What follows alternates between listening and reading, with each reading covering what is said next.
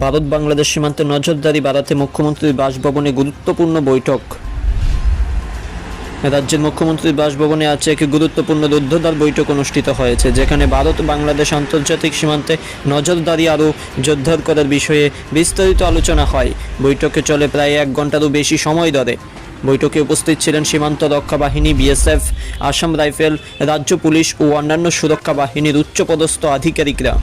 পাশাপাশি উপস্থিত ছিলেন বিভিন্ন কেন্দ্রীয় ও রাজ্য স্তরের গোয়েন্দা সংস্থার প্রতিনিধিরাও।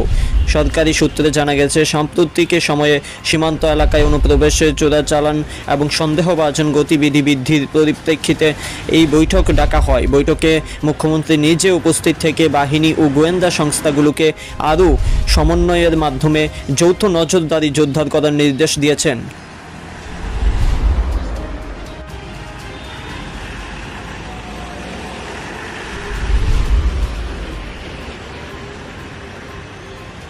বিশেষ করে সীমান্তবর্তী এলাকাতে প্রযুক্তি নির্ভর নজরদারি, ড্রোন ব্যবহার এবং রাত্রিকালীন টহল আরও বাড়ানোর উপর জোর দেওয়া হয়েছে। এছাড়াও স্থানীয় প্রশাসনের সঙ্গে সমন্বয় রেখে সন্দেহভাজন গতিবিধি চিহ্নিত করার নির্দেশ দেওয়া হয়েছে।